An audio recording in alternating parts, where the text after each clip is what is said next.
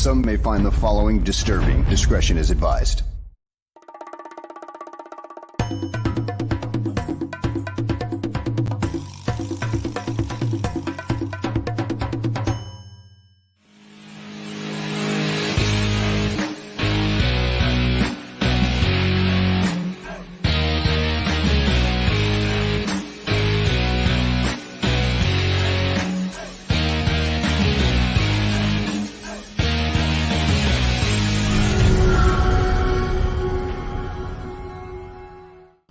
Welcome, everyone, to a fresh episode of GTF, Gabriel Talks Football. My name is Aldo Gandia. Quick programming note.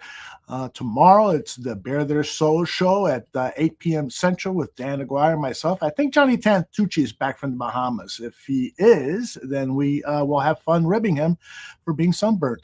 And on Wednesday, more football talk with the Mac and Reed show at 6 o'clock. And then Danny Shimon and I will co-host Draft on Tap, and we've got hockey shows and baseball shows and blah, blah, blah. Best way to stay on top of everything.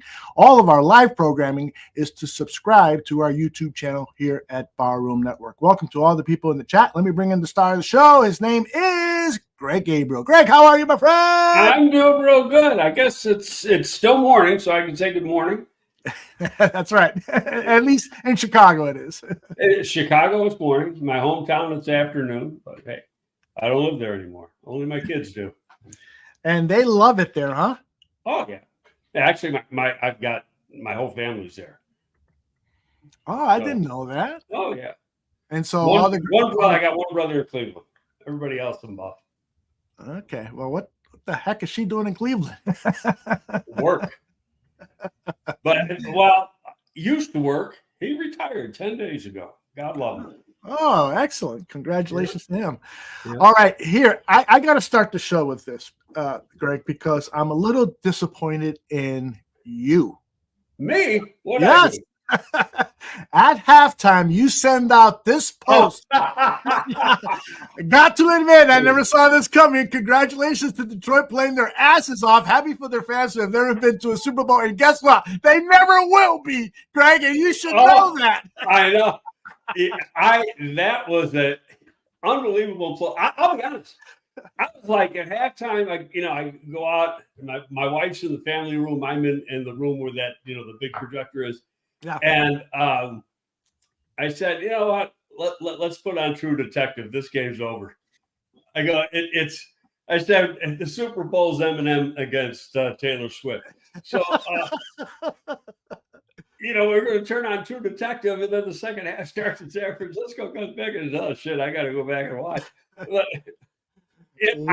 I never saw Detroit imploding like that. I mean, and that was a total implosion.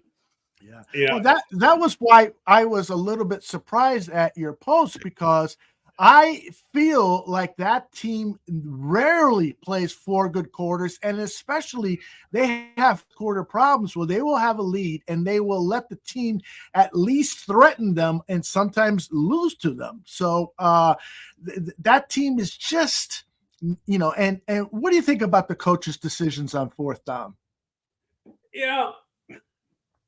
He's been doing it all year. He's not going to change his ways of doing things. Right. So that's the way he does things. Yeah. Is he going to get beat up today? Yeah. But that's how he got there. It's very true. Yeah. It's very true. He's doing what he knows how to do. And that's fair. They didn't win the game. But I'll tell you the one thing I like. The statement he made after tells the guys, this might be our only chance. Yeah. He ain't lying there. I mean, and part of it is a loss like that, where you had it in the bag. Yes. That can carry over. Yeah. Because it's the last game. It can eat at you all off season. Right. And, speaking about the bravado it takes to go for it on 4th down, all of his players know that he's going to do that. And they were probably told, we're going to be aggressive on 4th down.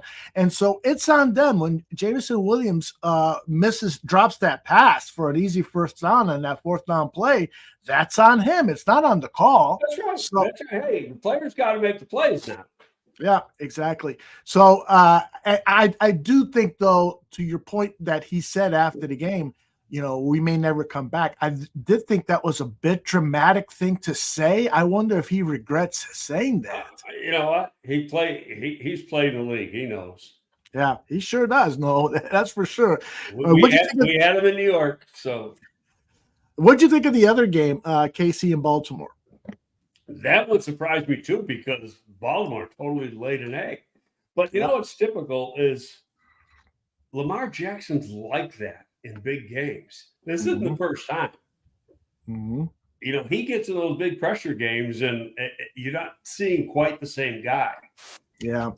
Well, and they went away from what has worked for them all season, where they run the ball more than pass the ball. And you can't do that to him. He's just not going to come through for you. I think it's been proved. And he was throwing deep a lot. Yeah, he was throwing deep a lot too. So poor coaching, I thought, there by John Harbaugh. One of the rare times you can say that about Mr. Harbaugh, that's for sure.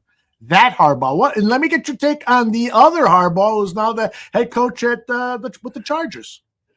I almost wrote about this because I talked to some people I know up in Michigan, and they'll never write this, but I think it's 100% accurate.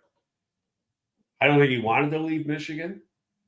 I think it came out about 10 days ago or something like that, where he wanted Michigan. Michigan had a 10-year, $125 million offer on the table. And by the way, he didn't get that much from the Chargers. That's right. So he left money on the table.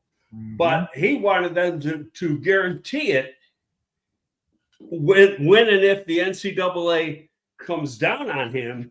So really there's no repercussions to him. Well, they can't do that. Mm-hmm.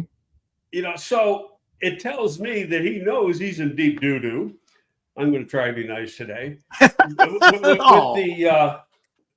the NCAA, Michigan could be. Mm-hmm. And he's like, nah, but I want to work. And so this is my best chance to work. Yep. Took less years. I mean, it doesn't take a fool to figure out 10 years, 125, 5 years. I don't know the exact figure. But the 10-year 125 got a little better ring to it. Yeah. Yeah, it does. That's hitting lotto now. Mm-hmm. And he's 60 years old. So, he's getting paid till 70 then. Go ahead. It does feel like he's running away from the scene of the crime. It's like, I did something wrong here at Michigan. I don't want to pay for those violations anymore. I hate it when I was suspended for 4 games. My image. Well, he got suspended twice now. It was twice. That's right. Total. That's right. And the thing is, Aldo, he got suspended by the Big Ten and the school. The NCAA hasn't done anything yet. Exactly. They're still loading up that shotgun of theirs. Wow.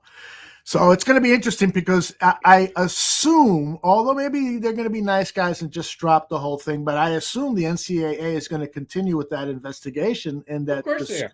They have to. Yeah. The guy's gone, but so what? They have to. But here's the thing, and there's a little bit of discrepancy that I'm not 100% sure. If the NCAA comes in and says he's suspended for 6 games, even though he's not there, mm-hmm. the NFL will honor that suspension. Oh, they will, huh? Yeah, okay. That's been in print. Okay. But what the league does not do or does not honor, to the best of my knowledge, so I'm giving myself an out here, is a show cause. There have been guys, you can have 3-year show cause, which means you can't coach college football during that entire period. Mm-hmm. But the NFL is not going to prevent a guy from working. They'll honor a suspension. They won't honor the show cause, to the best of my knowledge. That sounds like the right thing to do.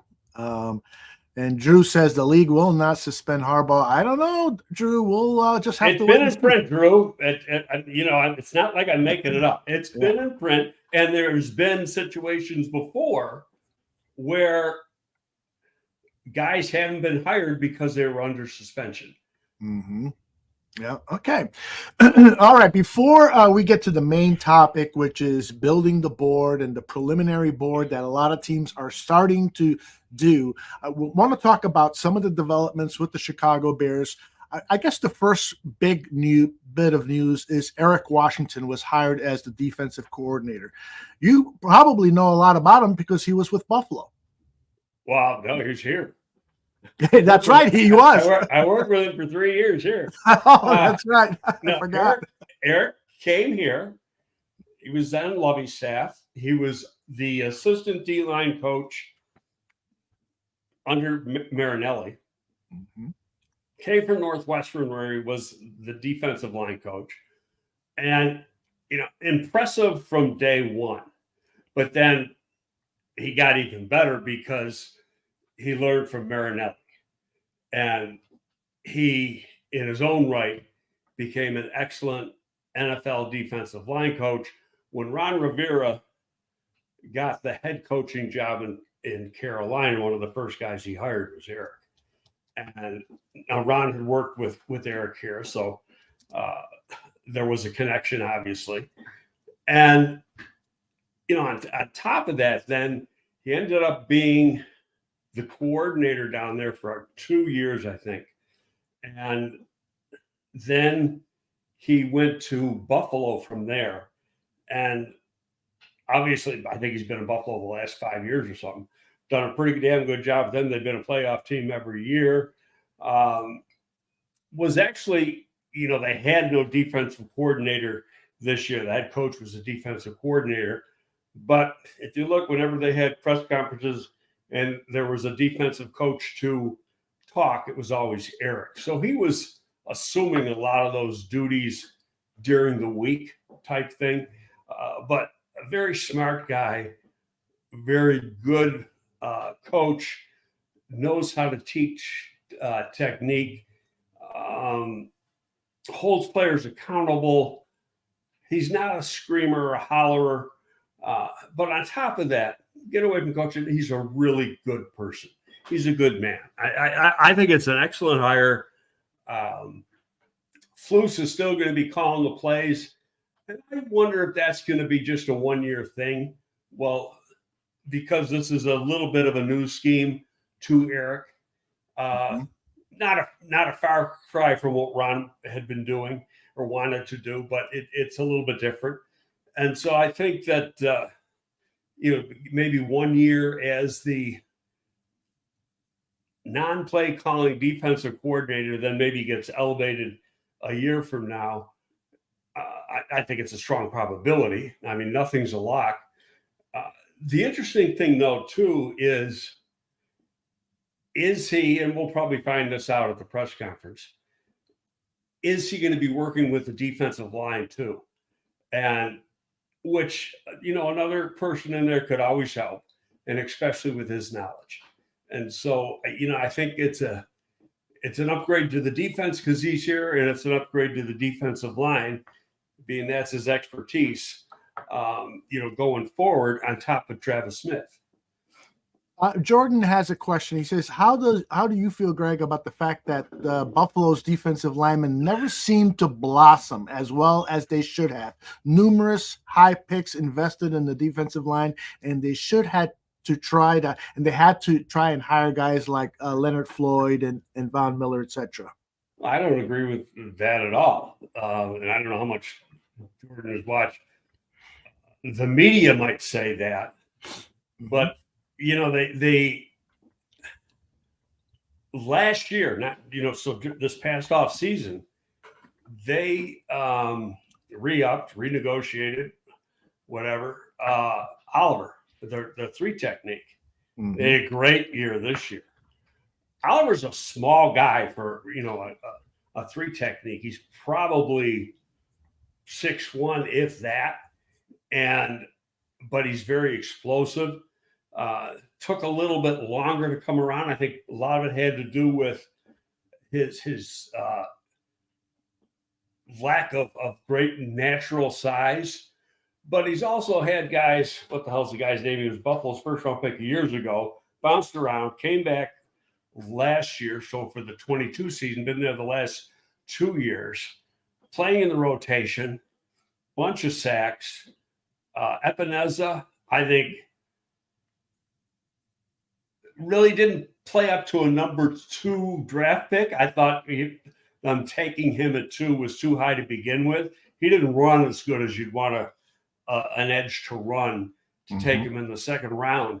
But he's been, they play a very strict rotation in Buffalo, just like they do here. And Epenez has been a pretty darn good player. Now, they didn't play this year with Von Miller most of the year. He tore his ACL real late in the season last year. Probably should have sat out this year, but he worked his ass off trying to get back and played. He wasn't close to what he was. They were saying that he just in the last couple of weeks, they were starting to see the explosiveness that he had. So it's really going to be next year. But they, the high picks, the defensive end for Miami, late first round pick. It wasn't like he was a top 10 pick. He's a guy 6'7" sack, 5.5 or 6 this year. But Leonard Floyd, speaking of Leonard Floyd had a hell of a freaking year with him. 10.5 sacks, playing a rotation.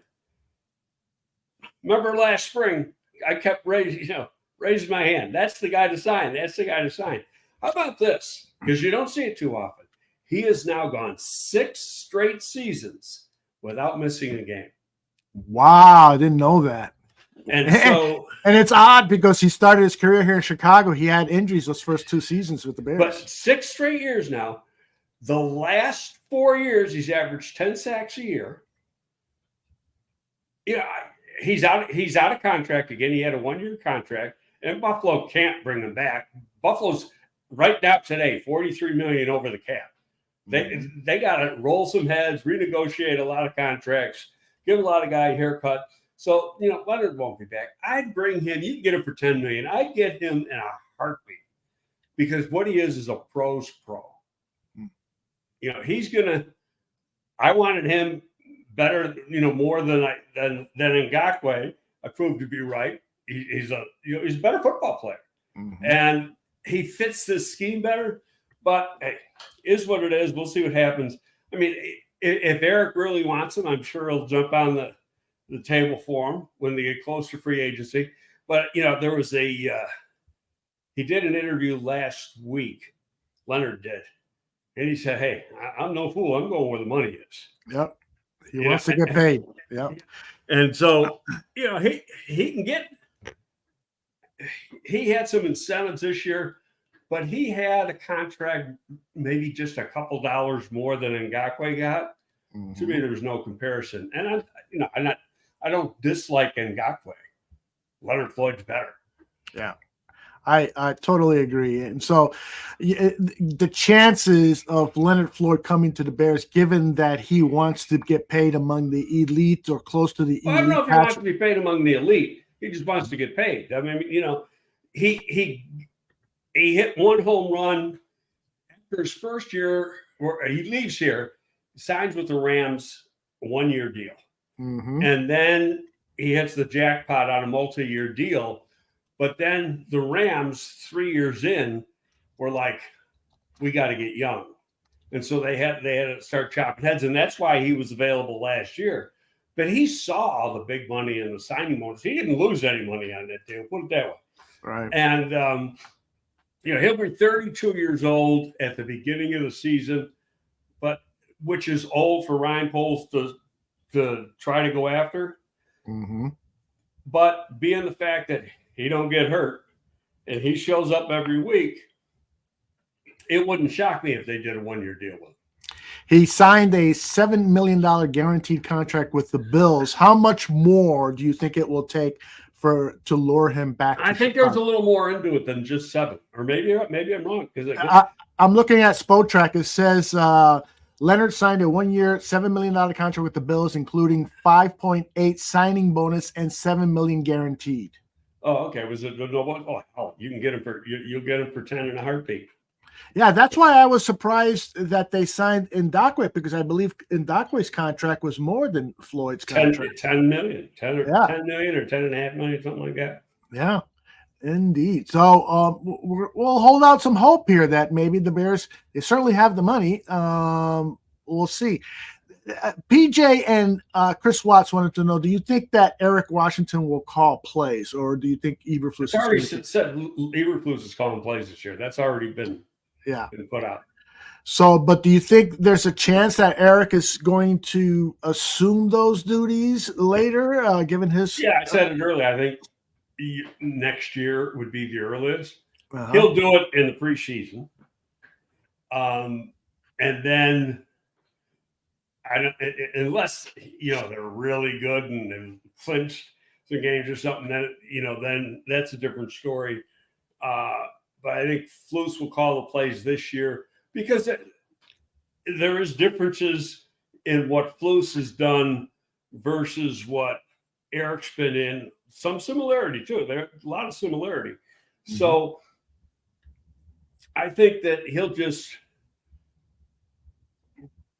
run the practices. He'll be very involved with the game plan. He just won't make the calls on Sunday. Okay. Question here from Eric. Actually, it's a reminder. He said that you said Eric was in the same class as Rod Marinelli, and he's excited. Tell us more about that comparison. I said that in fact, I remember the tweet. I said I've been around two great defensive line coaches. Mm-hmm. And one was Marinelli, and the other one was Lamar Leachman. Early in my career in New York, and Lamar has now been gone about 10, 12 years. And then I said, Eric can be considered, in that next group after that, as far as the guys I've been around. He jumps out at you that way. And then Olin, he said, don't forget about Dunbar. He tweeted back at me. And Dunbar was pretty good too. But I don't think Dunbar can touch. And Dunbar's the Steelers defensive line coach. But he was the original D-line coach here in Lovey's staff. But he was only here a year or two. But anyway, I think that Eric will, even though he's not the D-line coach, he's going to, especially during individual and stuff, when you do a lot of teaching, that he's going to be spending a lot of time with the D-line. Very good. All right. Let's see if I got another question on this topic. Jake wants to know about Phil Snow. Do you think he's going to be on the staff? I know there's been no official announcement. Yeah. What's your gut feel on Phil Snow and him returning? I don't know. When he was coaching in college, I met him a few times on school calls, but I really don't know a hell of a lot about him. Reputation is excellent. Mm-hmm. But that's Flus's call, and he might, he's if this was a college team, he'd be an analyst type thing, and that he doesn't do on the field coaching. He does a lot of the research, and why not keep him around for that role? Because he, did a good job before. Sure did. PJ wants to know, do you think that Leonard Floyd can play this strong linebacker position? No, he's a defensive end. Yeah, that's it. And the Bear in this scheme, the Sam hardly plays. Look at the snap count he played like 13% of the downs. Mm-hmm. Mm-hmm. He was a linebacker or edge in a 3-4 here. Right. This is a whole different scheme. Yeah. And so, no, and in Buffalo, he was on his feet and down, but he was a defensive end. I know when he was at Georgia, they played him all over the place, including middle linebacker. Middle linebacker. Yeah. All right. I want to get to another hire, and it's this gentleman here. Kerry Joseph has been named the quarterback's coach. Now, he's never played quarterback in the NFL. He did with the Canadian Football League. Yeah, played in Canada. And had some NFL coaching experience here in the NFL at the defensive back position. Do you think it's odd that this guy's coached multiple positions, or is that fairly common? No, I think that makes a well-rounded coach, in my opinion. What Belichick used to do when he was bringing young guys up through the system, If your expertise was defensive line, he'd stick you on the offensive side of the ball. But just to get a look and a feel for what the other side does. And so I see nothing wrong with that. That means he knows and understands the other positions. And I'll tell you, the guy we ought to give a call to who knows this guy is Jarrett Payton. And Jarrett played with him up in Canada, actually played against him, but knows him up in Canada and knows a lot about him. He was on the staff in Seattle the last couple of years, the assistant quarterback coach last year behind Greg Olson. So, obviously Waldron wanted him because he was the first guy hired. So I think you got to, we don't know a lot, but if you have trust in Waldron, then you got to have trust in this guy. Indeed. And then there's another guy who's interviewing for a position, a guy named Ike Hilliard. You know Ike, well, right? He's one of three. I know Ike. We drafted him in New York. First round pick, even though he shouldn't have been. That's another story, which I'll get to. The 1997 draft, 7th or 8th pick in the draft that year. And as part of the story, it has nothing to do with him as a player. Well, it does a little bit. He had a severe neck injury. I think it was his rookie year. And, he had that big halo he had to wear for months on end.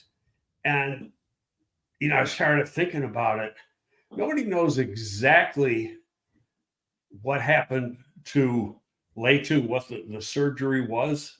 You can't find it anywhere, but it was a neck surgery. I know in Ike's case, he had a fusion done and stuff, but he came back and played and played for a long time and played pretty well. So why people keep worried about Letu?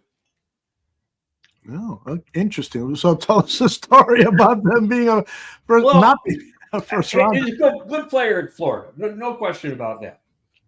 But we had a scout who did some work down in the Southeast. I'm not going to mention his name.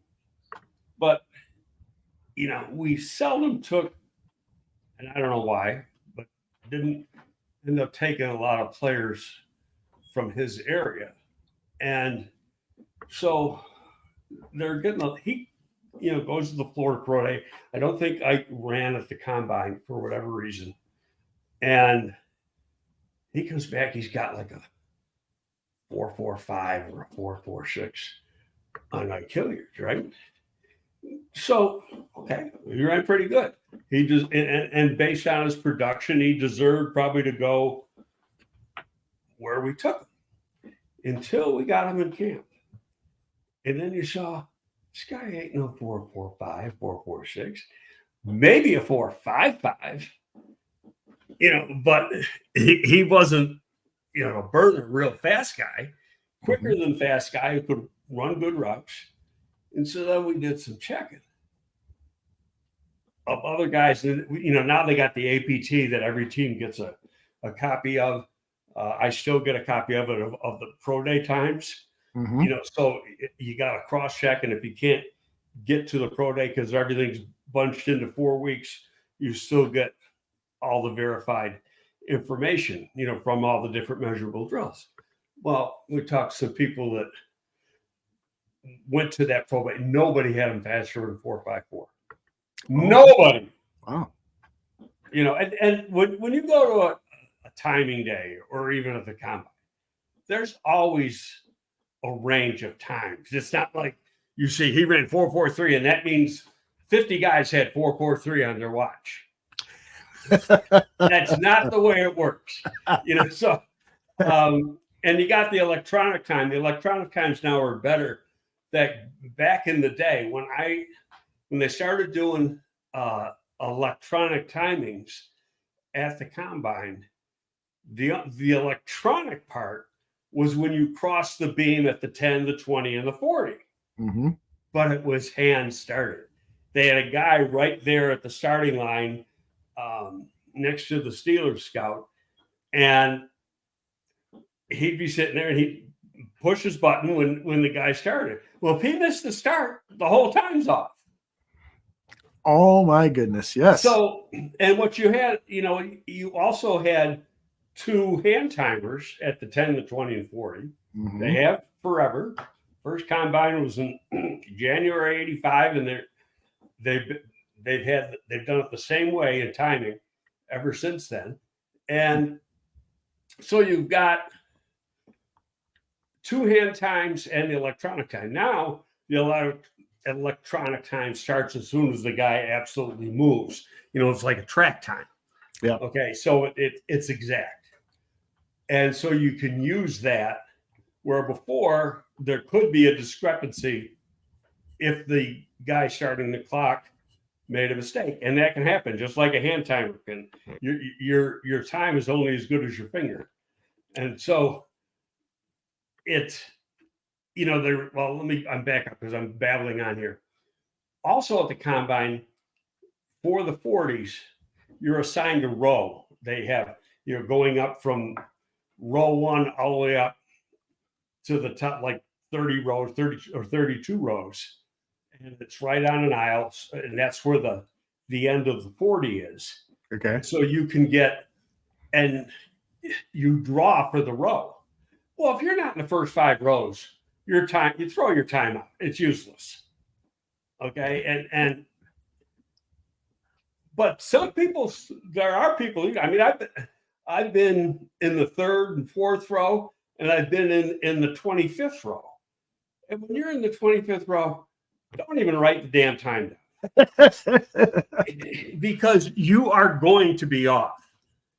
But you get so many different times at the combine. You got your own times from wherever you are. The NFL Network got a guy doing the time, and then they got the official times that they give you a little bit later, and those are coming from the electronic times. Mm-hmm. And they only give you the fastest one, and there's always 2. That's great insight on that. The other thing that I've learned from you is the measurements, the arm measurements, and so forth. How often that people get that wrong. You only know the only time you can trust that is at the combine. Yeah, indeed. Okay, let's get to some other questions here, and then we'll tackle a couple of other topics here. Sparta asks, Greg, do you think former Bear Scout Josh Lucas will find another job in the NFL as a talent evaluator? Josh has been going around all the media places, and so he's trying to get his visibility up. You think he's going to get his visibility up? I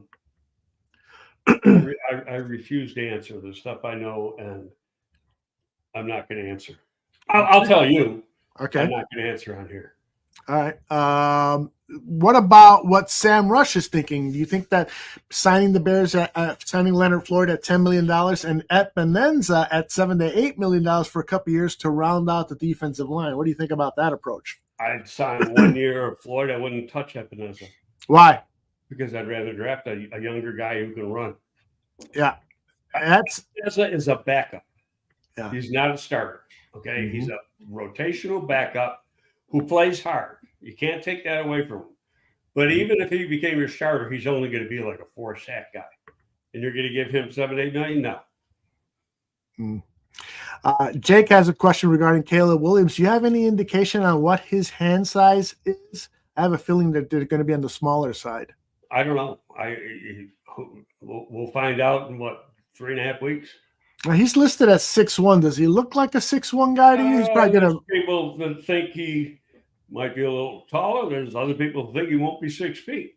Mm-hmm. Okay, we'll find out. He's a big guy though. He's a thick guy. I mean, he's at minimum 220.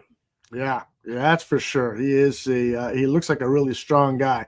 What do you think about Brock Purdy yesterday and the athleticism he showed running the ball? I was impressed.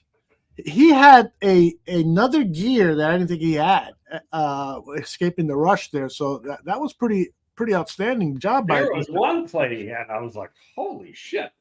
I think it was in the first half. Brock Purdy, first of all, I had him rated as a lot higher than a 7th round pick. But with quarterbacks, the good ones go where they should go, or in a lot of cases higher. But then once you get into like the 3rd round, but even more so starting the 4th round, there's quarterbacks that should be drafted in those areas that teams wait on because he's a quarterback. He's not going to help me. He's going to where I can draft a guy that's going to help me, and so they get pushed down and they ended up getting. Does that make sense how he said that? Yeah. They end up getting drafted later than they deserve to be because the team's going, okay, I can get a defensive end here. I know can be a decent backup, or I can get a quarterback who's going to be number 3. I'm taking the defensive end, and so they start getting pushed down a little bit. He's a good player. I really liked him at Iowa State. I did not think his final year was as good as the 2 previous years. Mm-hmm. Always an overachieving team. Iowa State does not get 4 and 5-star recruits, and the big school down the street in Iowa City gets a lot better recruits than Iowa State does. But that team is always very, very well coached.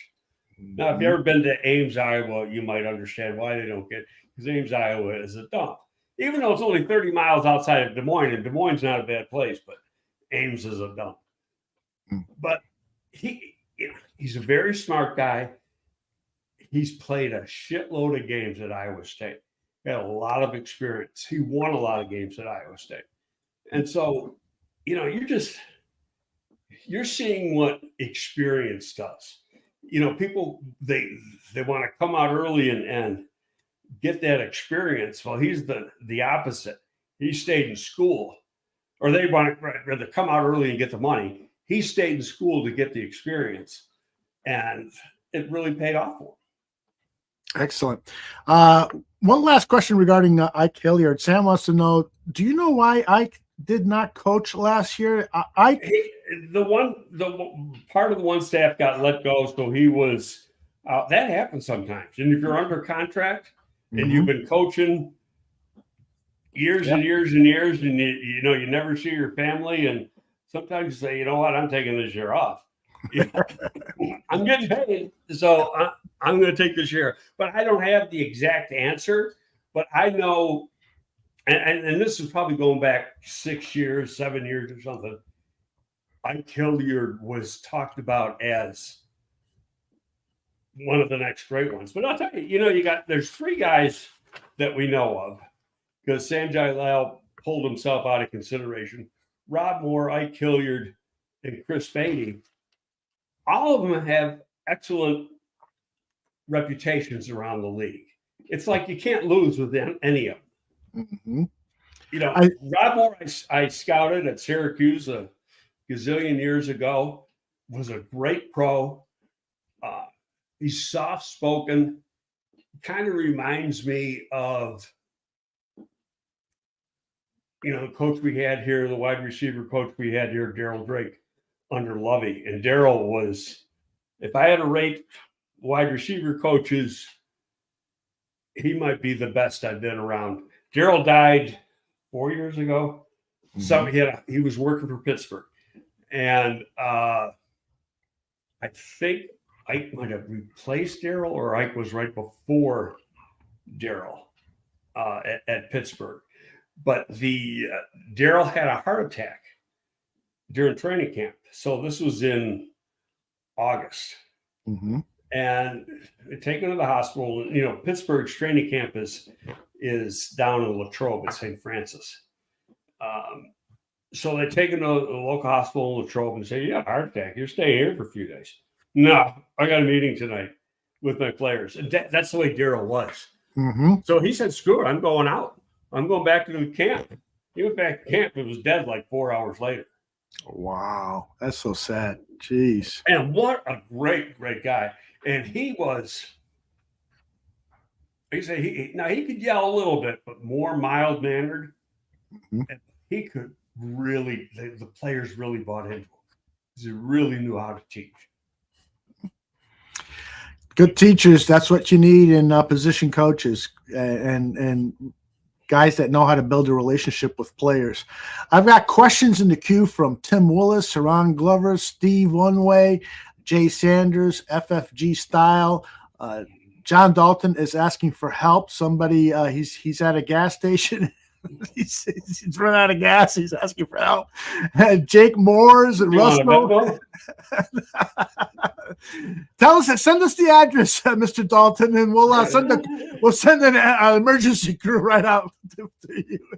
But before we get to those questions, I want to talk about this young man here. He is the wide receiver out of South Carolina. We were asked about him last week. Greg said he was going to do some work on Xavier Legette. What do you got on him, Greg? In some years, probably not this year, he'd be a first-round pick. That guy's pretty damn good. Big, physical, good route runner, large catch radius, can run. He's like, remains to be seen if he's really 6'3". As I told you off air, he's kind of like A.J. Brown, who played at Ole Miss, and then he's a big physical guy. AJ was listed, I think, at 6'2", and he's not even 6'1". He's like 6 foot 3/4 of an inch, but they're the same physical size in that they're both 225 plus and can run.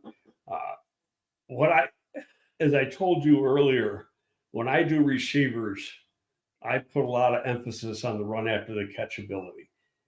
And that's why I got Neighbors as my wide receiver one, because he's as good as there is in the National Football League after the catch, let alone college. And those receiver coaches gravitate towards real good run after the catch guys, because they're the guys that can turn a short pass into a long gain, make people miss, those types of things. And that guy, for a guy as big as this guy, his run after the catch is really excellent. And he's got, like I said, a large catch radius.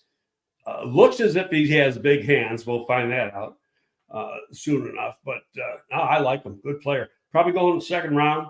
But like I say, in other years, he could easily go in the first. But this class, I got like 7 names. Yeah, seven or eight names here that I take in a heartbeat.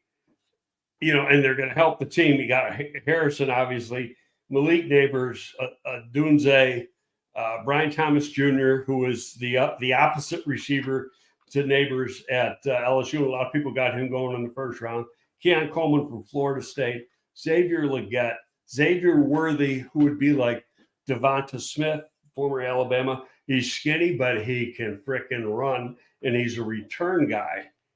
And when you watch him, once he gets the ball in his hands and you see his burst, it's like, he puts on the afterburner. Boom! But he's skinny. And then Troy Franklin from Oregon. These are all really good receivers. And I haven't even touched them yet. You're going to be getting really good receivers in the third round. I can't hear you. Sorry. There you go. Sports Chicago Style asks, Legette has had injury issues. Are those red flags? That's up to the medical staff. Yeah. But he did. What was the injuries? Here's what happens. Because it's a good question as we're getting closer to the combine. So let's say the guy had an ankle injury or he had a knee injury. Had a knee injury, but he didn't have surgery. Whatever. There's, they have the history, the injury history, all these players when they get to the combine. Mm-hmm. And it used to be up to us, meaning the scouts, to get a lot of that stuff. Now the league is kind of taking it over because, the trainers at the schools don't have time to be meeting with scouts every damn day and going over the same stuff day after day after day. So they have a liaison from the league office who reaches out to the trainers at all the schools, and they get all the medical information, gets shipped to the league office. We have it at the combine. We find out what it is. Plus, just from going in there, if a guy missed games because of what reason or whatever. But let's just say, and I don't know what this guy's injury history is. Let's say he had a MCL sprain or something like that. Well, right after he gets off the bus at Indianapolis, going from the airport to the players' hotel, next thing he's doing is getting an MRI. Mm-hmm. That's what they do. They start X-raying and doing MRIs as soon as the player gets there. So they have that information that for the next day when they have their medicals. When they have their medicals, there's, just to explain this, there's 6 different orthopedic rooms. And you got like 4 to 6 teams in each room.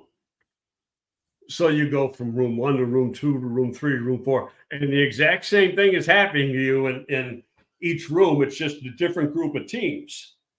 And it's what's the word? It's time consuming, and that, takes a long time, probably can be a little frustrating for the kid because he's getting asked the same questions, but all 32 teams deserve the answers. Sure. And what's interesting also is that the teams interpret the injuries differently. The room that the Bears are in has 6 teams, I believe, and it's been the same 6 teams forever, as long as I can remember anyway. And those teams, share their information, and you don't have, like the guy get examined by 6 different doctors when he's in one room. One doctor does it, one out of the 6 orthopedic surgeons does it in that room, and they all take notes from what he says about the guy, but their interpretation can differ, just like a scouting report. You might see a player a little bit differently than I see a player, and so your grade's different than my grade. Doesn't make me right, doesn't make you wrong, doesn't make you right, make me wrong. It's their opinion based on the information they have.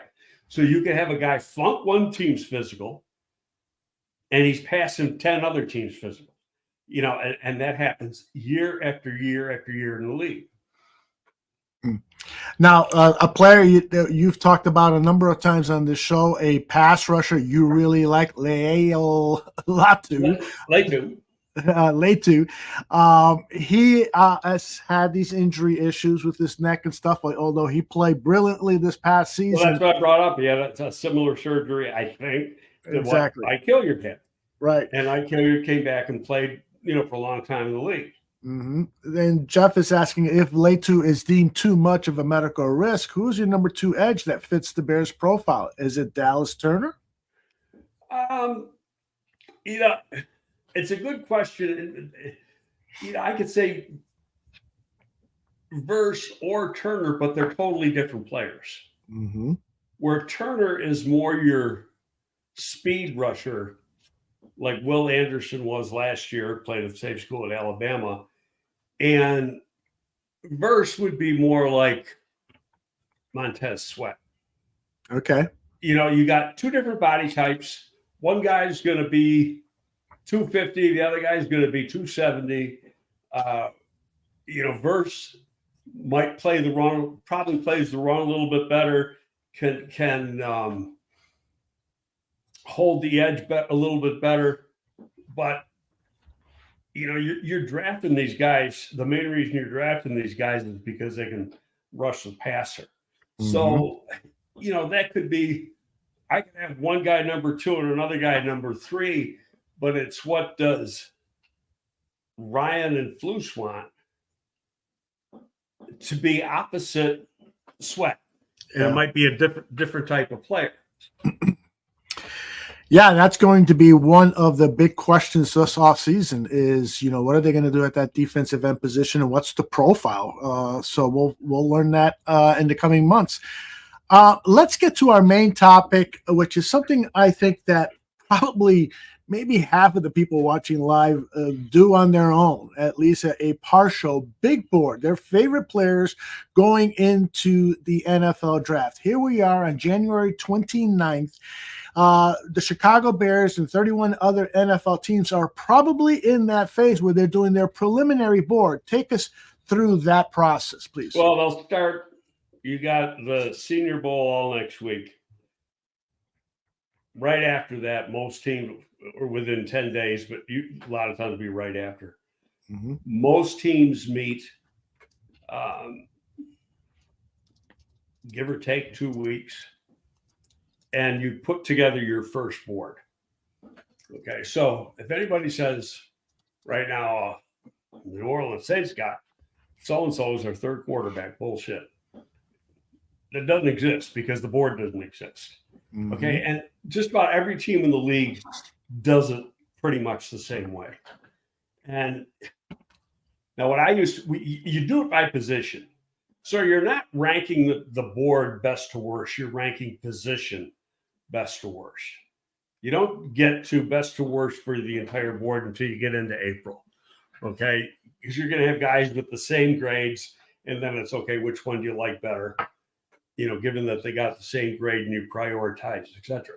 But when you do this, you're going through position by position, every player that you want to talk about. You might have 80 players, but talk 45 or 50 of them, because there's other guys that you're just like, I don't care what other teams have him. He's only a free agent for us. So, we're not going to spend a lot of time on it. But what I used to do when we had these, and we'd start like at 7:30 in the morning, go to like 7:30 at night. So like a 12-hour day, is I'd start with the need positions first. Main reason being is after about 10 days, these things start getting crazy. I mean, you're sitting in a room 11, 12 hours a day. It gets monotonous. Your mind's starting to wander. You got to take more breaks. It's not easy because you're doing the exact same thing day after day after day. Mm-hmm. So we do the important positions to us for that year, regardless of what they were thinking in free agency or whatever. But so, if it was this year, a lot of people think they're going to take Caleb number 1. So you're doing quarterbacks. Okay. Mm-hmm. They have a big need for an edge. You do your edge players, etc. You might, are you going to keep Jackson? And if you think they're not going to keep Jackson, they say, okay, we got to get safeties because you want to be fresh for doing those guys. Yeah, right. Make sure you get them done. You might get a position done in a day, depending on how many players you got to go through. If it's say quarterbacks, then that you're going to get that done in a day easily because there's just not as many players. But everybody who has written a report on that player gets his say. The first guy is generally the area guy, and he goes over the background and how he sees the player, etc. And hey, Greg, when you say background, so you're also talking about his personality, character background, where he grew up, everything. You're going through the guy, head to toe, so to speak. And now the next guys, when I was with New York, you'd still read you'd read the whole report, and that got monotonous too. We cut that out here because it's like, if you gave me a report and my report's pretty similar, hey, I agree with yours, except for this. Mm-hmm. And then you'd go on. But anyway, you go through it, and then, you might have 4 reports set. And there's no coaches yet. Coaches have not been involved in the process. Their grades get entered in when you have your meetings in April. Let's say we got 4 reports. There's the area scout, the cross-check scout, me and Jerry. Okay. And I don't put more weight in mine or more weight in Jerry's. You got to be fair. And you're going to have different grades. And you're not going to average out the grades. You're really listening to what's being said. And so you're trying to get the best idea of what this guy really is, and then put a grade on. So that's your first preliminary grade. And as I've said before, if there was, say, the area scout who sees the guy more than anybody, the cross-check scout, we always cross-check by position. So like one guy would have all the defensive linemen. So he had a really good idea how to stack the defensive linemen because he's done all of them. Okay.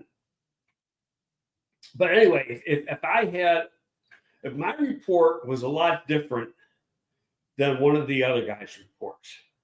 Okay. So the first thing to me is like, I can say, well, my title's higher than yours. We're going with that. Wrong. I can say, you know what? We got to watch tape together. Mm-hmm. And because we see this guy totally different. Mm-hmm. And so then, we take a break from the meetings, so to speak. We go into my office and we put on game tape. And my rule was, let's say you're the scout. Okay. You know what I think. I know what you think. When we're watching this, I want you to look at this player through my eyes, and I'm going to look at it through your eyes. That's great. Okay. And then, we're going to come to an opinion.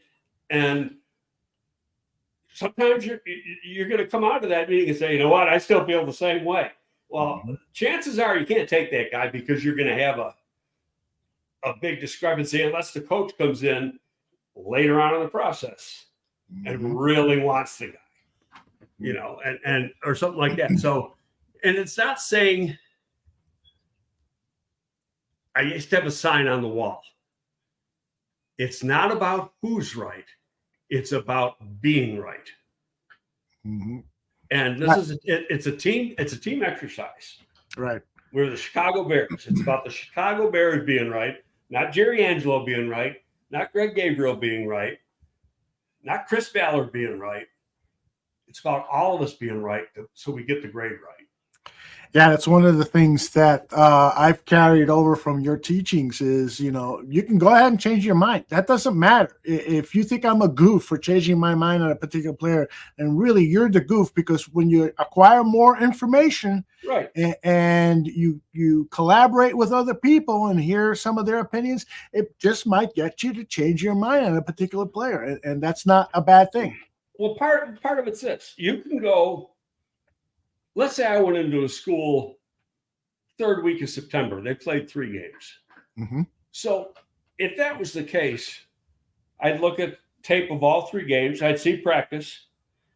And I'd probably do a couple games from the year before, to see if there was a difference in his play from the previous year to what he was doing this year. Did he get better? Did he get worse? Stay the same? Whatever. But now his play during the year can change. Okay, so let's say the cross-check guy sees him in November, and he's looking at a lot of the later films, and he could be real good the second half of the season, and he was average the first half of the season. So that could, and you can use Caleb for that. Mm-hmm. You look at Caleb just in the first half of the season, and you look at Caleb last year, you're going, that's Patrick Mahomes all over again. Very similar, okay? But you got to throw in the last half of the season. And the last half of the season wasn't very good as compared to the rest. So that's how opinions change, because it's a very fluid process. And you've got to make sure you can't get too steadfast in the way that on your grade, because you got to be open-minded. So when you see something different, you say, I didn't see that before.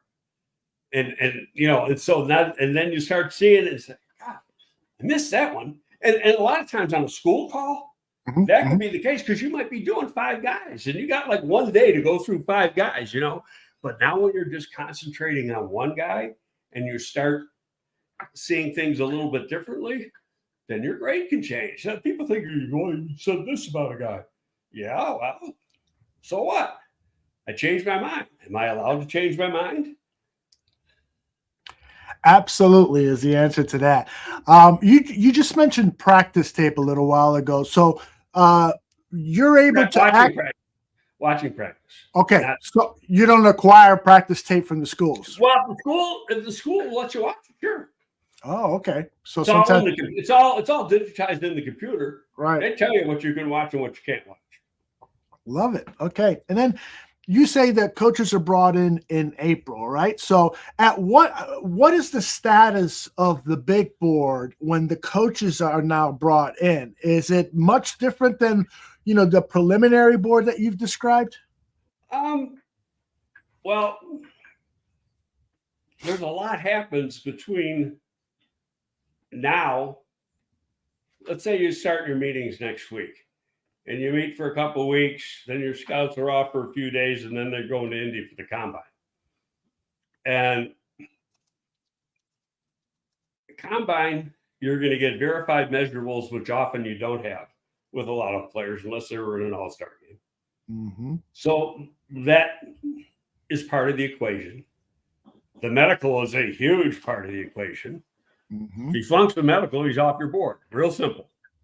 So regardless of how good he is, and trust me, there's been times when we get guys that we really like, and then we come out of Indy and go, I can't take him, and you just, put him in the wastebasket, don't worry about it, and move on to the next day or the next player. But you get that information. Obviously, with some positions, how they test is very, very important. You have to take into consideration that the majority of these kids have spent 4 to 6 weeks prior to the combine at performance schools doing nothing but not necessarily working on football drills, but combine drills, proving their start in the 40 and perfecting their 20-yard shuttle, 3-cone drill, all that stuff. Trying to get more explosive for the standing long jump and the vertical jump. And so, sometimes it can be, the numbers can jump off the chart and you can say, I don't see that on tape. And then you got to go back and look at the tape. I mean, it's like, this guy just ran 4.3, but on tape, he looks 4.6. And, and I'm, using extremes there, sure, but it happens. And so, are what you see, are the times you get at the combine, is that real or is that practiced? Okay. You expect a guy to do well. He's been practicing for weeks to do well. The red flag is that he doesn't do well. Because what the hell, you've had weeks to perfect this and you do shitty. Exactly. Yeah. It doesn't make any sense. So, but the nice thing about the combine, and again, you take into consideration that they've been training and everything else, but for the exercise of comparing, you're seeing players at the same position do the exact same thing on the exact same day at the exact same place. There's no hidden variable. Love it. So that part, for comparison's sake, is important. So now, if they don't work out at the combine and they work at their pro day, obviously the conditions come into play, but you got to use those times because that's all you got. Unless he's running on a track, in which time you throw that time out, you add time to it because the running track is going to be faster than, running on field turf or something like that. Field turf is going to be times the same as grass. Remember the old AstroTurf fields? Oh yeah, sure. Okay. AstroTurf was faster than grass. So when you tried to compare, you'd add 1/10 of a second off of field turf time to equalize it with grass. So if he ran 4.52 on AstroTurf, he got a 4.62 time. And this was across the league. This wasn't me. This is everybody in the league did this. You try to just equalize it. Fascinating stuff. So while all this is happening, and so what I want to ask is regarding free agency. This process, does it happen the same way with the available free agents or the anticipated available free agents? Because I assume they have to start looking at some of these pro players around now. Well, you got two different departments. You got a college department and a pro department. Does each have their own scouts? Yeah. Okay, I didn't know that. All right. Yeah. So, yeah, we had 3 guys in the pro department. Okay. Everybody's bigger than we had back then, but right now. But most pro departments probably got 4. Okay. So you're going to let's back up a little bit, because you were asking about the coaches and we didn't get all that. The coaches, he's going to start. He's got his assignment within the last week or whatever. I want you to look at these 18 defensive linemen. They're not going to give them every guy to do. It's going to be selective. And you have them stack those guys. They're going to do tape work. They're going to watch him at the combine. They're going to go to his pro day. If they got connections at the school, they'll call the school and talk to some coaches they know. But they may do a private workout with them. Now, interesting. The year we traded for Jay Cutler, and that was April 5th or something like that. It was a few weeks before the draft. Our plan for the draft was to take an offensive lineman. So I was working real closely with Harry Heastan, who was the offensive line coach. And I'd have Harry, going out and do different offensive linemen. That day, the day that trade was made, Harry had worked out 2 guys. And he calls me. He calls me to tell me, and I said, Harry, I hate to tell you this, buddy. You just wasted your fucking day. What happened? I said, we don't have that pick anymore. That's wild. But, oh my God. But and Harry was great. I mean, there's some coaches that aren't good evaluators. It takes time to find out who's good and who isn't good. Harry was excellent. Yeah. And Harry would go in and he'd come back and he'd tell you, he'd sit down with Jerry and I, and he'd tell you right off, I want this guy. Now, we didn't have them put a grade on like the scouts put a grade on, because they didn't, they weren't working within that grading system. So they didn't totally understand it. So we just made it real simple. He can start for us. He can be a real good backup for us. He'll make our team. He can't make our team. Keep it simple. That works. Yeah. So absolutely.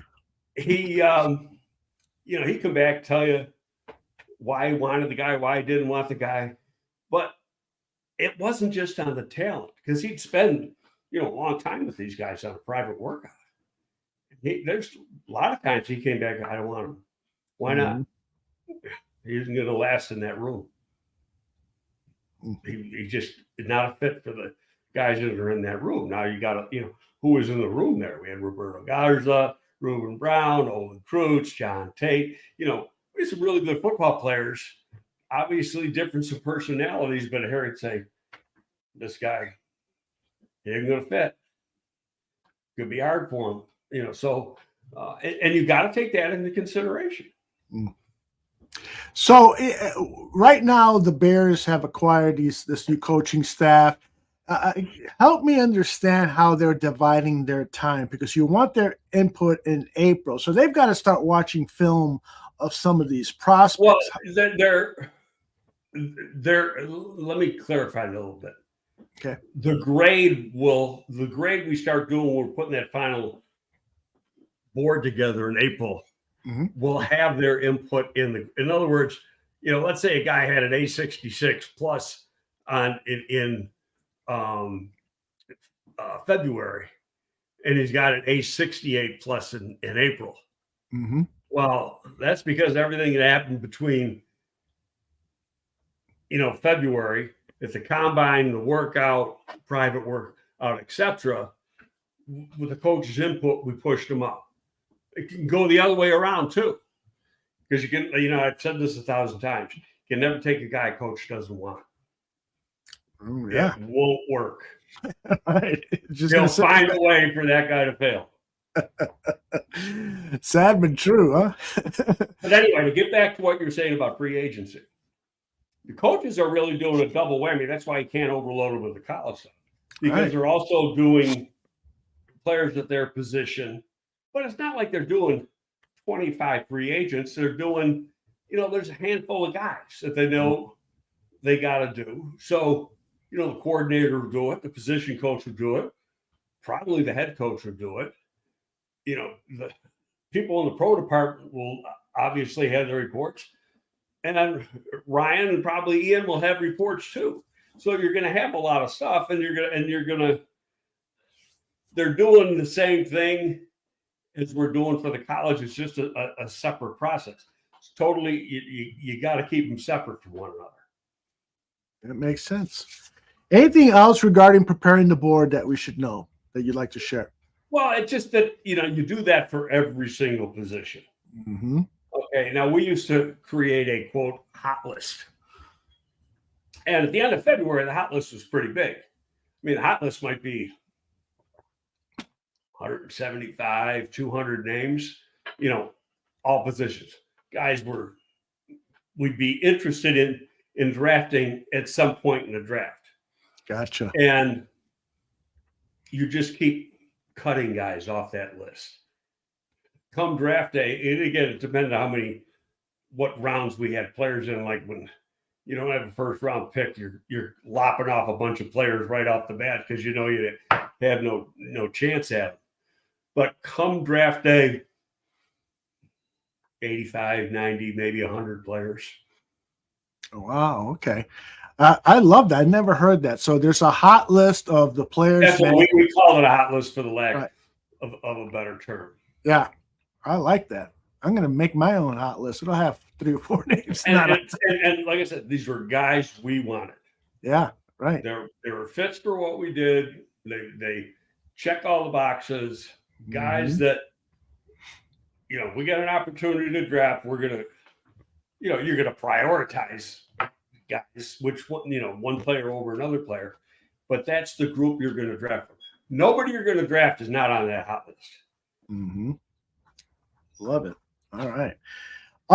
We've got tons of questions and about 15 minutes left. So let's try to get through as many of these as we can. I'll start at the top. Tim Willis, even before the show started. Greg, it seems to me that there's an agenda to make sure things go in favor of teams like the Chiefs because they have the NFL's golden boy, Patrick Mahomes. Yet Justin Fields can't even get one roughing the passer penalty. Do you think there's any merit to the idea that the NFL pushes for officials to take care of certain teams and players?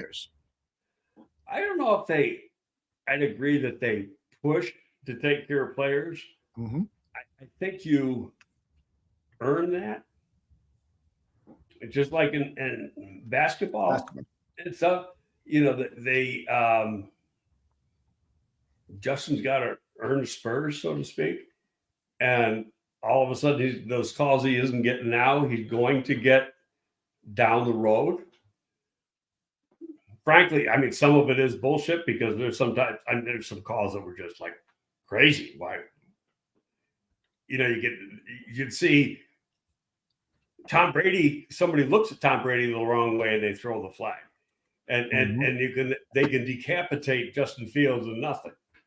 Yeah.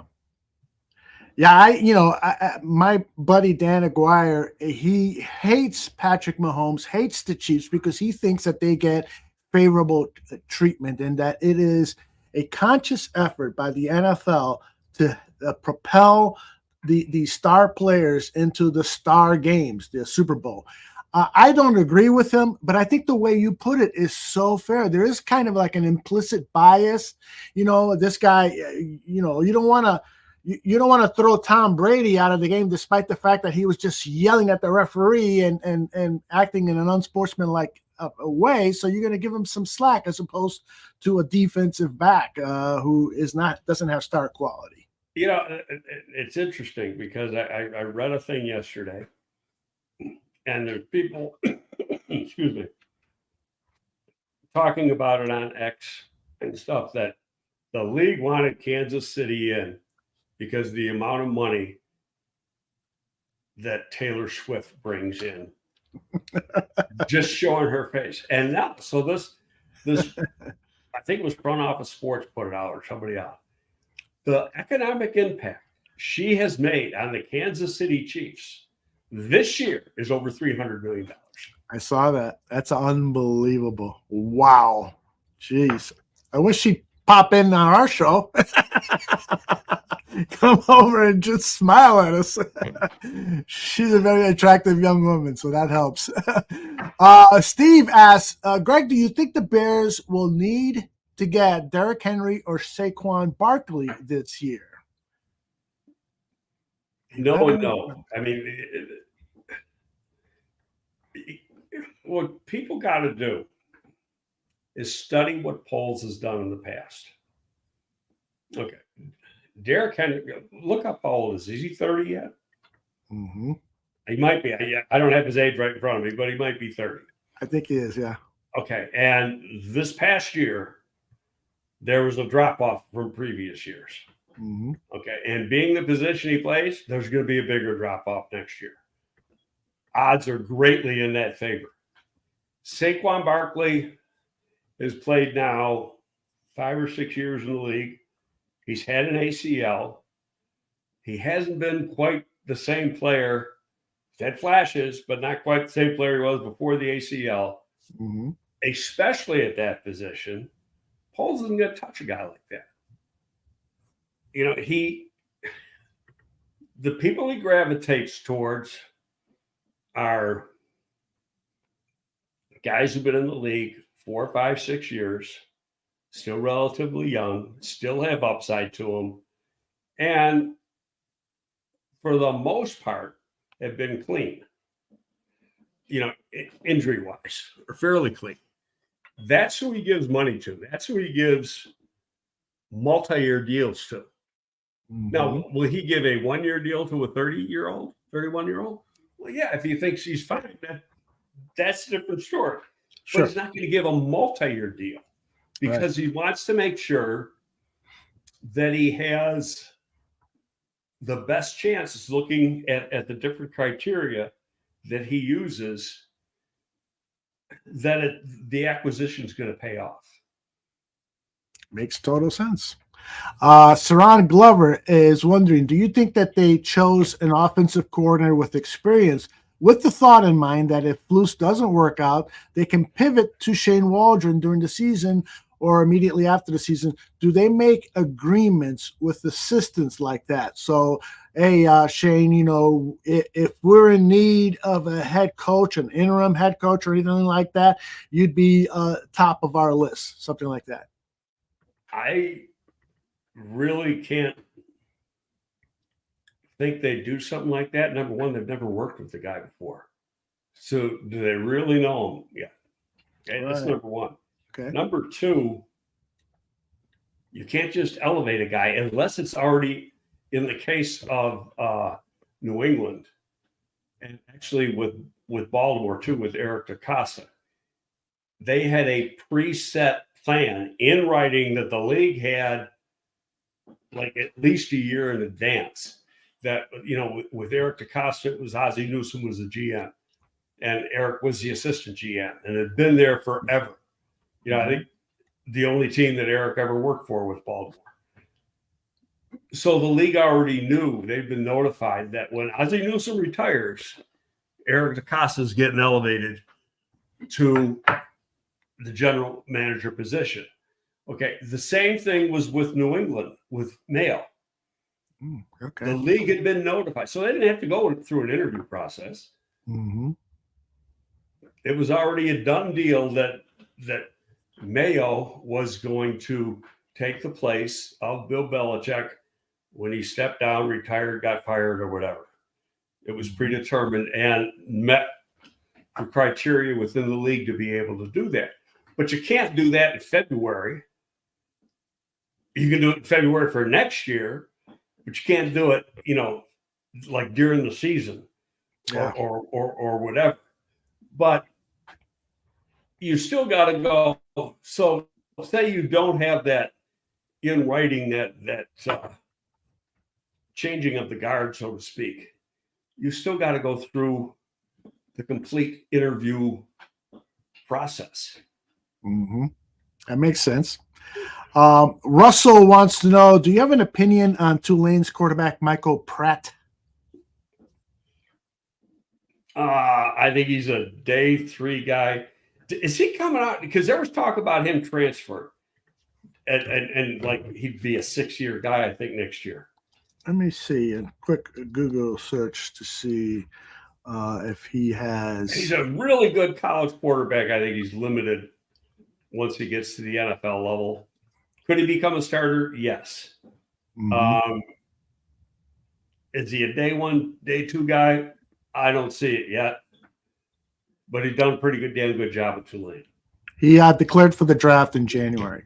Okay. January so, I would say Michael Pratt, unless he shows arm talent that you just didn't see it at Tulane, I'd say he's a day 3 guy. Mm-hmm. Guy's a good guy. He's going to be playing in the league. Mm-hmm. May never be a starter, but he'll be playing in the league. Yeah. I want to address this from Badass Warthog, my buddy here. He says he doesn't like the Rooney Rule, hire for competency, not color of skin. You want to address that first? Because I think there's a lot of a misunderstanding about the Rooney Rule. It's about interviewing people, not hiring people. Right, but there's coaches. I got a lot of friends that are coaches that are people of color. Mm-hmm. And actually, they don't like the rule. Okay, tell me why. Because they don't want to be a gratuitous Rooney Rule interview. Right. They want to be interviewed on their own merit. Mm-hmm. Okay, I think personally, I'm not in favor. I'm in favor of you hire the right people, regardless of color. Now, this year so far, I mean, if you look, want to be totally fair, 4 coaches are people of color. Mm-hmm. Or put it this way, not white, because Canales is Mexican. And I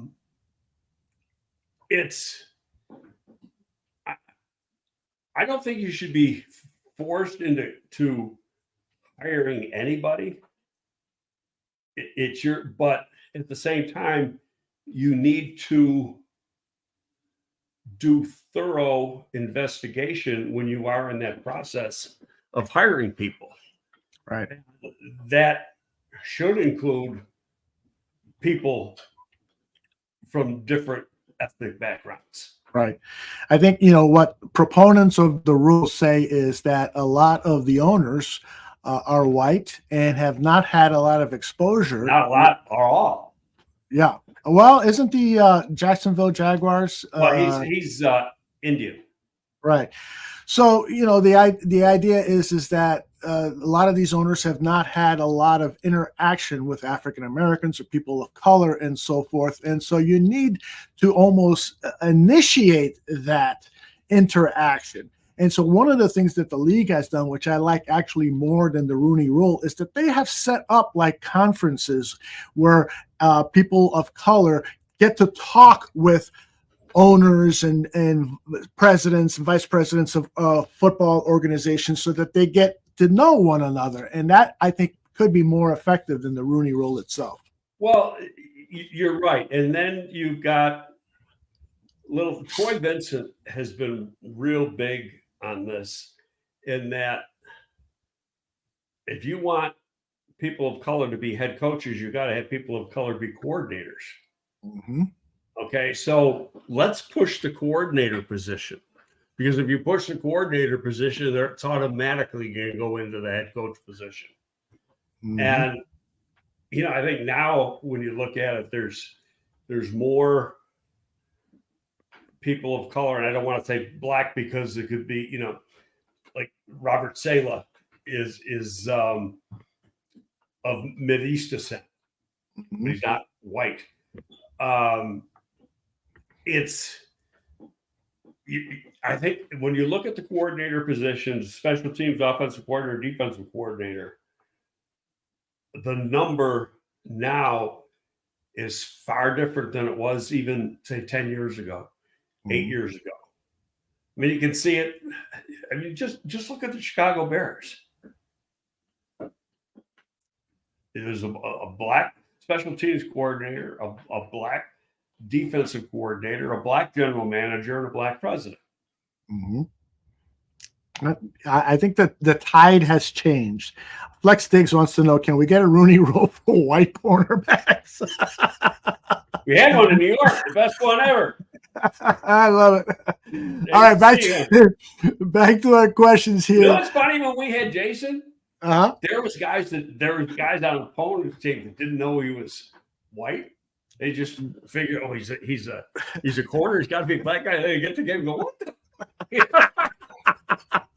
Holy cow. I remember people saying Christian McCaffrey will never make it to the pros. And they were saying that because he is white. Yeah. And it's like, oh man, you got to judge the talent. So anyway, Jake says, does Greg remember his scouting report on Russell Wilson? I feel like his only negative was his size. You scouted Russell Wilson? In all honesty, no. Okay. That happens. We don't. Yeah, no, there's, you write hundreds of reports every year. Now, if he would have been a guy that we were interested in taking, being the position that I had here, then yes, I would have written a report, because there's not a guy we drafted that I didn't have a report on. But now I might not have seen the guy in the fall, but I would have at some point done extensive film work and written a report. But he wasn't in the picture for us at that time, so I didn't write a report. Okay. TJ Johnson says he really thinks that Waldron might reach out to Wes Walker about being the passing game coordinator. Do you, Greg, have any thoughts or insight into some possible names that could, like Thomas Brown, possibly join the staff?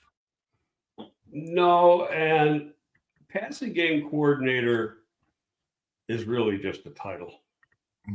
It's a way to say the guy's got a better job, to, so the other team, the team he's with, can't say no to trying to interview him, get you a few more dollars on your contract. But are you really the passing game coordinator? No, freaking offensive coordinator is a passing game coordinator. I love it. PJ wants to know that, oh my gosh, I'm glad PJ brought this up, because I had it on my list of things that I wanted to ask you. Jeremy Fowler over at ESPN was at the owners' meeting and said that he is hearing from NFL executives that Chase Young is most likely to be pursued heavily by the Chicago Bears. I can't believe that for a second, but Jeremy Fowler is reporting that NFL executives saw him. What do you think? Oh, Greg froze a little bit there. Oh, we didn't lose Greg, did we? Look at that pensive thought on his face. Hopefully Greg will join us back here shortly. There you are. You're back. Nothing is going to change as far as the medical. They still don't have the medical. Okay, now go back and look at, they ended up making the trade for Montez Sweat, and shortly thereafter, Chase Young goes to San Francisco, or it might have been a couple hours before, but Chase Young didn't do shit in San Francisco. He was okay. Was he a difference maker? No. Okay, you're going to give him a lot of money? Why? I mean, and he's a similar type player. I just think they want a different type of guy than Sweat. You want more of the speed guy going up. But that's my take. We'll say, I mean, you can't say no. I mean, yeah, there's rumors that they want Burns too, but I can't see polls after giving Sweat all that money that he's going to give Burns $25 million. It just doesn't make sense from a cap viewpoint. Yeah, I totally agree with you on that. I just don't see that happening.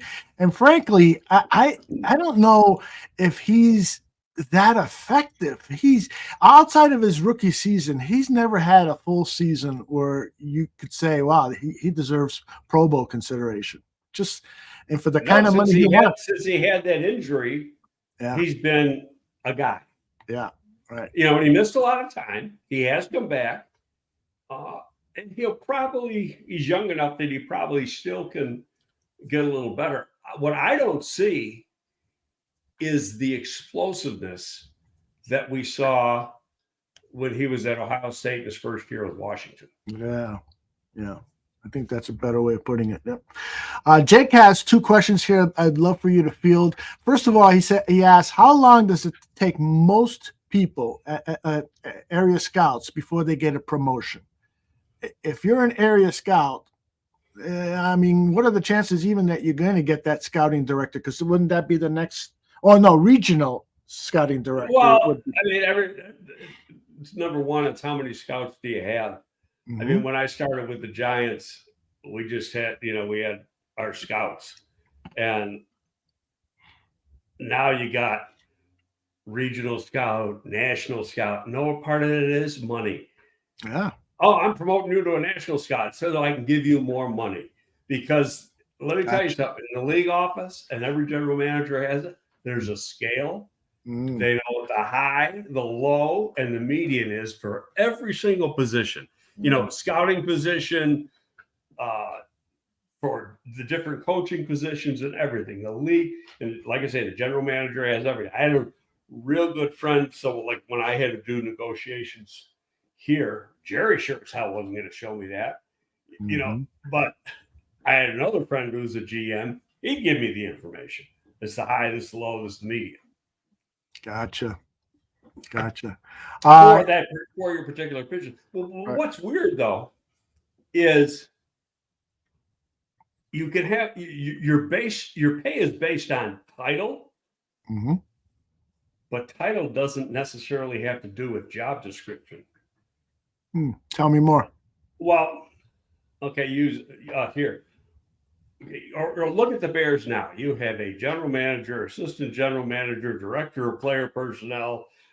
There's all these different layers.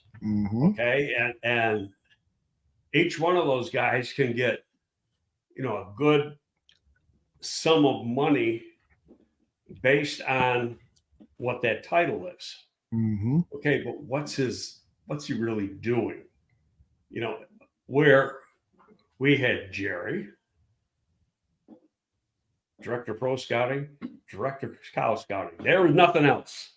Okay. So we were getting paid director of college, director of pro scouting money, even though we were doing a lot of director of player personnel job description. Gotcha. Yeah, you know what? It's weird because I'm getting deja vu. This happened with many of my corporate jobs. I remember once I got promoted to a different level, and people were asking me, "What are you going to be doing with this promotion? What are your responsibilities?" Same thing, I guess. I haven't been told to do anything else. They just wanted to move me up a salary band so they could get more money because of my hard work. So it sounds like it's very similar in the NFL, or at least some similarity. And then his second question was, did you ever interview to become an NFL general manager? If so, can you tell us the questions that you were asked? What I did was I interviewed, the league picks people to do like pre-interviews. Okay. And the tape put on DVDs. Then they're probably, just on the digital disc now. But anyway, I did that for the league at Indy. Now, the only thing is no one I found out about it. No, I found out about it as I was driving down to Indy. So you got a suit? A guy from the league office tells me, no. I wasn't going to wear a suit to the combine. If you called me 3 hours ago, I would have brought one. I take what I wear to the combine. I had to go to check into the hotel. And you've been to downtown Indy, haven't you? Yes. Everything is right together, and then there's a big ball on it. I had to go to a store, and I ended up, my wife was working for a different company than she works for now, but a retail company. Had to call her to call the store so I could get the family discount. I had to go out and buy a suit, and I said, "Now I got to do this interview tomorrow, so you got to do the alterations today." That must have been fun. Then that goes out to every team. Oh, cool. Next question we got from Sam Rush. What does Greg think about the Bears reaching out to Ohio State wide receiver coach Brian Hartline or LSU wide receiver coach Cortez Hankton? Both schools have consistently produced first-round wide receivers. Your thoughts? I think it's not going to happen.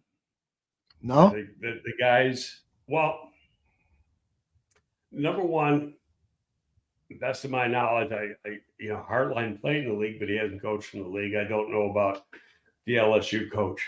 But the position, the last 2 years, wide receiver position here has underachieved. We'll go DJ Moore. DJ Moore's by himself. Okay. Fact, Darnell Mooney regressed the last 2 years. Fact, it was whatever happened with Chase Claypool happened. Fact, Velus Jones hasn't lived up to his third-round status. Tyler Scott hasn't set the world on fire. There's been no development within the room. And when you look at the names of the guys, the 3 guys that are left, unless there's a fourth one that came out while we've been doing this show, they've all been guys that have coached a long time in the league and have a proven track record of developing players. All right. Well, I did just see that Cortez Hankton is interviewing with LSU to become their with the Falcons to become their head coach. So offensive coordinator, I should say. Apologize. Okay. All right. A couple more questions and we'll get out of here. J2K has an interesting. Weird. Wait, he's interviewing to be the offensive coordinator. Let's see if I got this wrong. He wasn't the offensive coordinator at LSU. Falcons have requested an interview with LSU co-offensive coordinator. Oh, he's co-offensive coordinator now. Yeah. It wasn't last year. This is according to Ian Rappaport. Okay. J2K asks, do NFL bloodlines improve where you draft a player, example, Braden Rice, Mushin Muhammad, Luke McCaffrey? Do you guys take into account NFL bloodlines at all when scouting guys? Not really. Then you're cheating yourself. Yeah, it seemed to me. You gotta, what's the tape say? Is he a player or isn't he a player? In fact, interesting. I I do some work for the agents, as you know, and I had to do it. I'm not going to say the player's name, but I had to do a player, might be in next year's draft, might be 2 years. It could be either or. His dad played in the league, and his dad was pretty damn good. So, and I just did this guy this morning. So, do I automatically think, well, first of all, he plays a different position than his dad, but do I automatically think that he's going to be good? No. It said in the report he was a starter this year, but he got hurt, missed a couple games, and the guy who took his place might be better.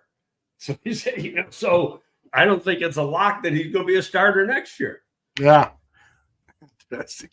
Interesting. All right, last one. Let's see. I'm going to pick one here.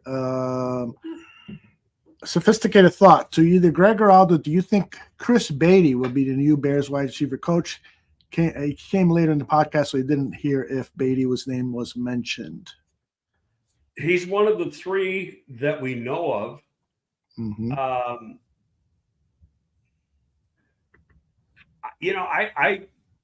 I know Ike Hilliard as a player. I don't know Ike Hilliard as a coach. I know Rob Moore as a player from years ago when he was at Syracuse. Don't know him as a coach, but I did make calls on him, not on Beatty, that Rob Moore's reputation with people he's worked with is way up here. Mm-hmm. Okay, so Beatty has with the Chargers, done a pretty good job with those guys. Okay, and I know Ike, as I mentioned earlier, Ike, had a reputation as a up and comer, and bright young guy, and he's done some good work. I think it gets down to who do they feel is the best fit, and who's the best teacher to, you got to have really good communication skills with these kids.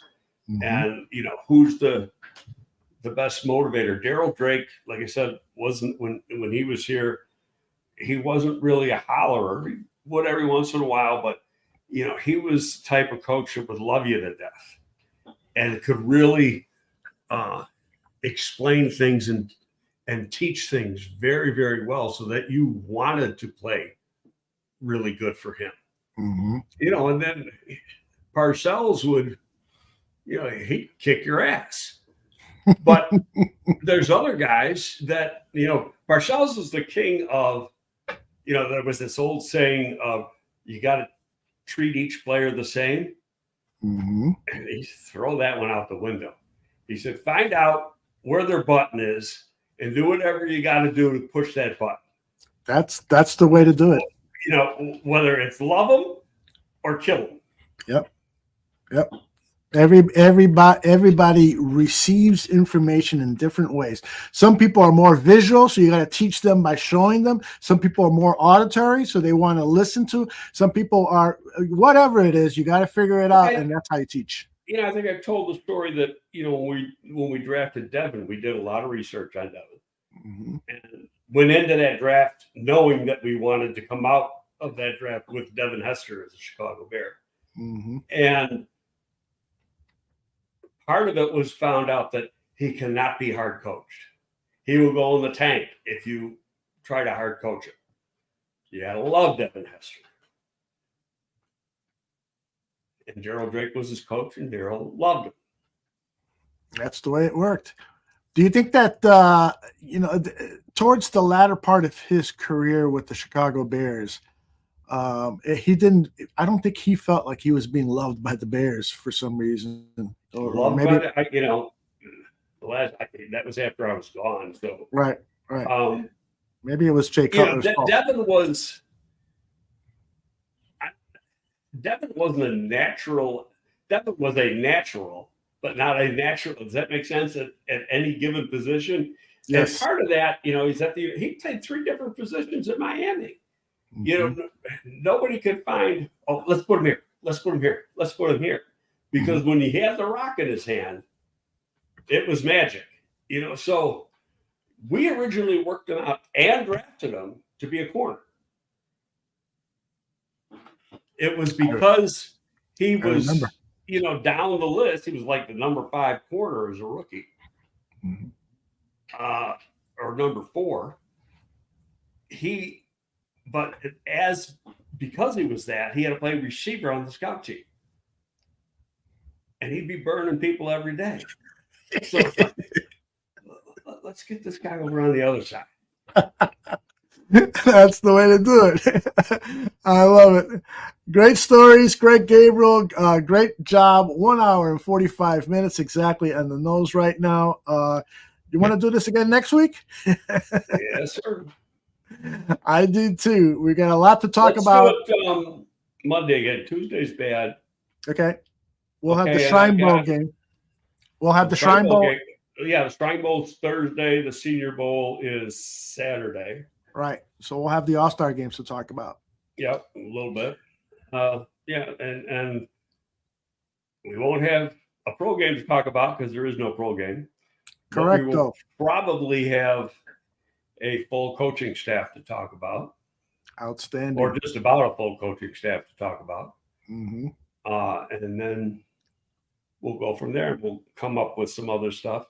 Anybody got any ideas? And maybe I can reach out. I don't know what Jerry's schedule is. Maybe he's available next week or the week after. We'll see or if you could get Eric on next week after the Shrine Bowl game, I would love to get his take on what he liked and didn't like. I'm going to say Eric would be better like the week after, only because I know he's going to be doing, right now he's on like no sleep mode, and then he's got to decompress a little bit, and he'll be working, for a few days down in Dallas on next year and stuff. So I want to give him a little break, and then we'll get Eric on.